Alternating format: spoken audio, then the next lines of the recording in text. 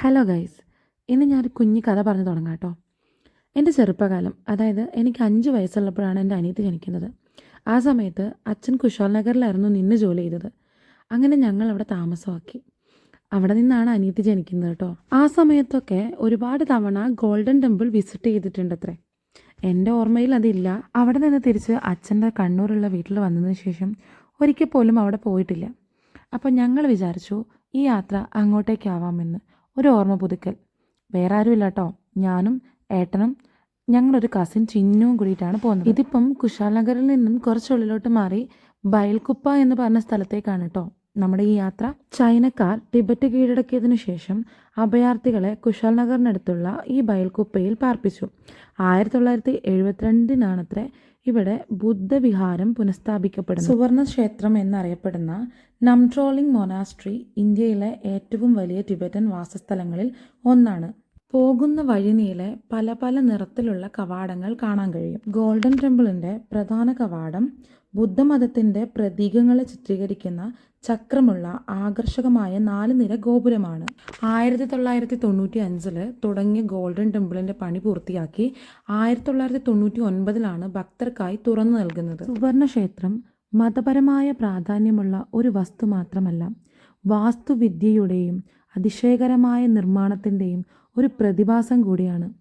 വളരെ മനോഹരമായി നിർമ്മിച്ചിരിക്കുന്ന ഈ ക്ഷേത്രത്തിന് സമാധാനത്തെയും പ്രബുദ്ധതയെയും പ്രതിനിധീകരിക്കുന്നതിനായി ആകാശത്തേക്ക് ഉയർത്തിയിരിക്കുന്ന സ്വർണ്ണ മേൽക്കൂരകളുമുണ്ട്. കർണാടകയുടെ ഭംഗിയിൽ സ്ഥിതി ചെയ്യുന്ന ഇത് ആരാധനയ്ക്കും പ്രാർത്ഥനയ്ക്കും ധ്യാനത്തിനും ഒരു സ്ഥലമാണ്.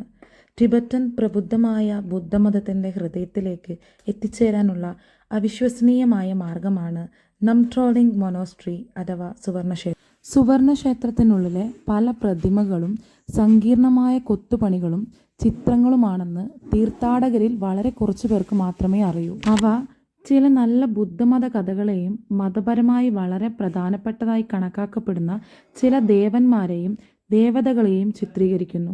ടിബറ്റൻ വിശ്വാസത്തിലെ കന്യാസ്ത്രീകളും സന്യാസിമാരും ഇവിടെ താമസിക്കുന്നു. അവർ ആശ്രമത്തിൽ ആരോഗ്യകരമായ വിദ്യാഭ്യാസം, ഗവേഷണം, വിശ്വാസം നിലനിർത്തൽ എന്നിവയിൽ വളരെ സജീവമാണ്. ഞാനിതുവരെ കേട്ടതും അറിഞ്ഞതുമല്ല ഞാൻ അവിടെ കണ്ടത്. അത്രയ്ക്കും സമാധാനമായി. വൈകുന്നേരമാണ് ഞങ്ങൾ അവിടെ എത്തിയത്. അതുകൊണ്ട് തന്നെ വൈകുന്നേരത്തിൻ്റെ വെളിച്ചത്തിൽ വളരെ മനോഹരമായിട്ടാണ് ആ ടെമ്പിൾ കാണാൻ കഴിഞ്ഞത്. ഞങ്ങൾ കുറേയേറെ ഫോട്ടോസും വീഡിയോസും ഒക്കെ അവിടെ നിന്ന് എടുത്തു.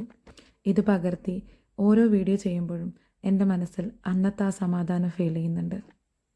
കർണാടകയിലെ കൊടകിലേക്ക് ഒരിക്കൽ യാത്ര തിരിച്ചിട്ടുണ്ടെങ്കിൽ ഉറപ്പായിട്ടും ഈ ഒരു സ്ഥലം വിസിറ്റ് ചെയ്യുക. കാണുന്ന പോലെ തന്നെ അധികം ആളുകളൊന്നുമില്ല, പക്ഷേ സമാധാനമായ അന്തരീക്ഷമായതുകൊണ്ട് തന്നെ ഒച്ചയും ബഹളമൊന്നും ഇല്ലാതെ നമുക്ക് വിസിറ്റ് ചെയ്ത് വരാൻ പറ്റുന്നൊരു സ്ഥലം.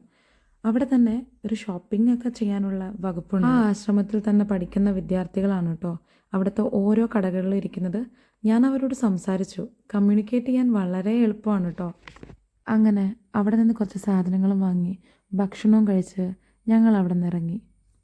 ഇനി മറ്റൊരു വീഡിയോ ആയിട്ട് നമുക്ക് വീണ്ടും കാണാം.